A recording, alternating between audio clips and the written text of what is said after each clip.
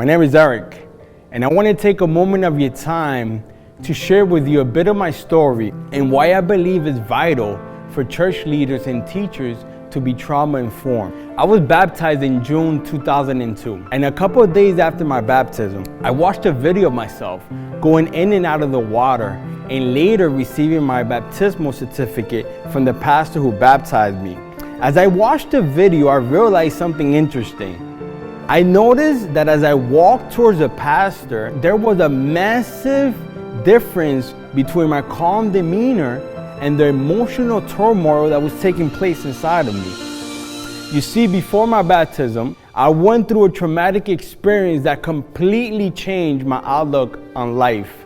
I went from having a positive attitude to constantly seeing myself in a negative light. I went from trusting people to believing that everyone wanted to harm me. I went from looking at the future with bright eyes to believing that I had no future because death was knocking at my door. As a result of this newly found attitude, I became depressed and hopeless. The day of my baptism, I walked into the water thinking that because I decided to give my life to Jesus, the things that were going on inside of me would stop. But that didn't happen. And I soon realized that baptism wasn't enough. Now, don't get me wrong.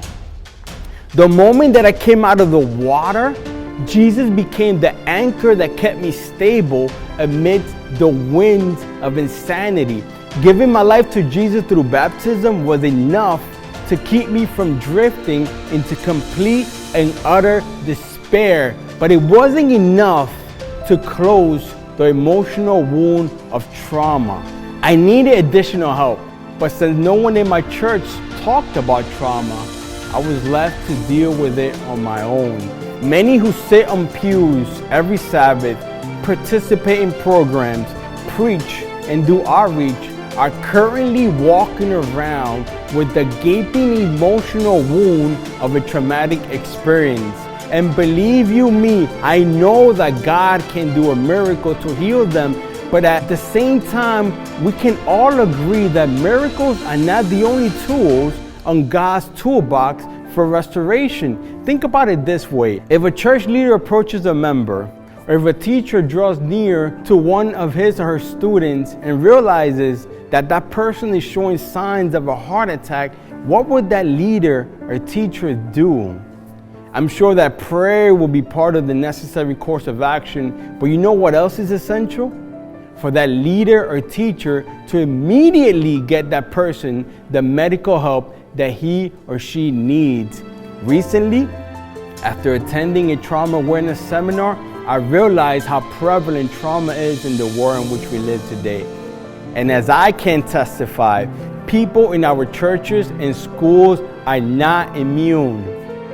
Many come into our churches and schools after experiencing trauma, while others experience it after joining.